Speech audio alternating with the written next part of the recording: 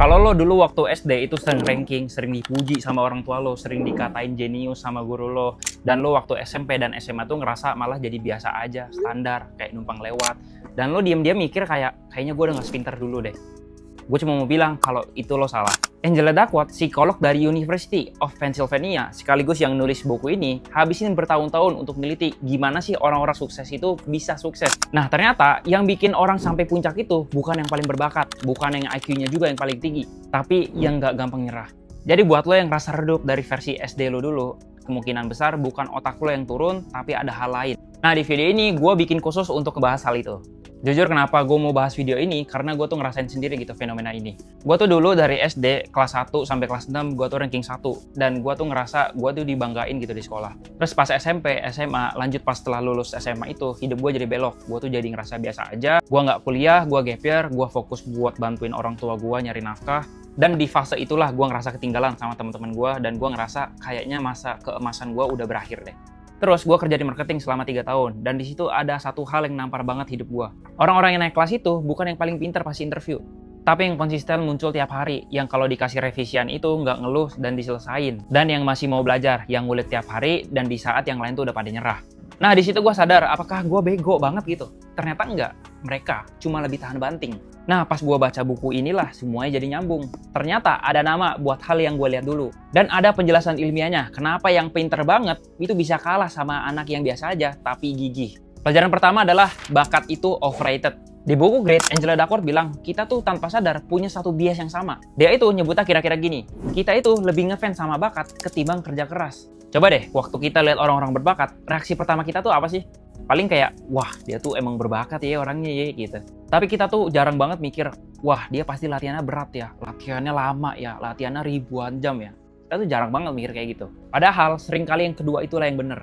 Kenapa kayak gitu? Karena kita ngakuin orang berbakat itu lebih enak, karena nggak bikin kita ngerasa salah. Kalau kita bilang, ya dia emang jenius dari sononya gitu. Artinya, kita tuh nggak perlu nyalain diri kita sendiri yang nggak usaha. Jadi bakat itu jadi alasan. Dan ini nyambung banget pas kasus SD tadi. Pas SD itu pelajarannya masih gampang, jadi bakat doang itu masih cukup. Tapi itu makin gede, makin susah, makin butuh usaha beneran. Nah, di titik itulah yang cuma ngandelin bakat itu mulai ketinggalan tuh. Yang dulunya biasa aja tapi mau kerja keras, itu tuh malah nyusul duluan dan malah mulai nyalip. Jadi lo itu nggak makin bodoh, lo cuma masuk di fase dimana bakat itu udah nggak laku. Takeaway-nya, bakat itu start, bukan garis finish. Nah, pelajaran kedua adalah skill itu dikali 2. Nah, ini adalah bagian favorit gue di buku ini. Penulisnya tuh ngasih semacam rumus buat orang-orang tuh sampai sukses gitu. Dia kira-kira bilang gini, bakat dikali usaha sama dengan skill. Skill dikali usaha sama dengan sukses. Nah, udah lihat kan polanya? Usaha itu dikali 2, munculnya 2 kali tuh. Artinya, secara matematika kasar aja, usaha itu lebih penting daripada skill atau bakat. Jadi bakat itu bakal jadi useless kalau nggak dijadiin skill. Dan skill itu nggak jadi apa-apa kalau kita nggak dipakai terus-terusan untuk ngasilin sesuatu. Dan di kasus SD tadi, orang yang biasa aja itu, tapi kerja keras, dia tuh bakal lebih sukses gitu. Dia tuh bakal lebih sampai puncaknya lebih dulu daripada orang-orang yang cuma ngandelin bakat doang. Nah, polanya hampir sama nih. Yang kerja keras pasti lebih bisa sukses daripada orang yang cuma ngandelin bakat doang. Takeaway-nya, orang yang menang itu bukan orang yang paling berbakat, tapi yang usahanya jalan 2 kali. Nah, yang ketiga, hidup itu maraton, bukan sprint. Yang terakhir dan inti dari bukunya, kenapa dinamain grit. Angela Duckworth bilang bahwa grit itu ada 2, passion dan persisten. Tapi bukan passion yang tiba-tiba meledak, abis itu redup dalam seminggu. Tapi passion yang dimaksud adalah benar-benar konsistensi minat dalam jangka panjang. Jadi kayak lo itu peduli sama hal yang sama bertahun-tahun, bukan cuma dalam seminggu atau 2 minggu doang. Kita tuh mikir grit itu adalah soal kerja keras pas lagi mood. Padahal pas lagi lo bosen, pas lagi lo suntuk, pas lagi lo bad mood, pas hasilnya belum kelihatan, tapi lo tetap kerjain, itu baru namanya grit. Tapi jujur ya, di bagian ini tuh gue kayak nggak setuju gitu. Padahal menurut gue pribadi, nyerah sama hal yang menurut kita salah itu nggak apa-apa loh.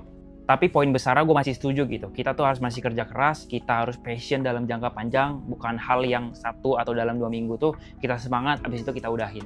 Dan hampir semua hal yang berharga itu butuh waktu lebih lama dari yang kita kira. Sukses di umur 20-an itu ditandain bukan seberapa cepet lo nyala, tapi seberapa lo tuh kerja keras, seberapa lo nyala di saat yang lain tuh udah pada-pada. Takeaway-nya, grit itu bukan lari cepat, tapi nggak berhenti lari. Jadi kalau gue boleh rangkum buku ini dalam satu kalimat, buat lo yang ngerasa waktu SD tuh jenius, tapi sekarang jadi biasa aja, ingat, lo tuh nggak bodoh, lo tuh nggak salah, lo cuma dalam fase dimana lo harus kerja keras dan bakat itu nggak bisa nolong lo lagi. Dan kabar baiknya, usaha itu bisa lo mulai kapan aja gitu, bahkan hari ini. Nah, buat yang nonton waktu SD tuh lu tim yang mana itu? Lu tim yang pinter banget tapi sekarang biasa aja, atau konsisten dari SD tuh SMP, SMA sampai kuliah tuh pinter gitu, atau pinter banget waktu SD-nya terus sampai sekarang jadi rasa biasa aja. Dan kalau lu semua mau gua bedah buku lainnya, bisa banget komen di bawah buku apa, dan insya Allah gue bakal beli, gue bakal baca, dan gue bakal bedah di next video. Oke, see you next time.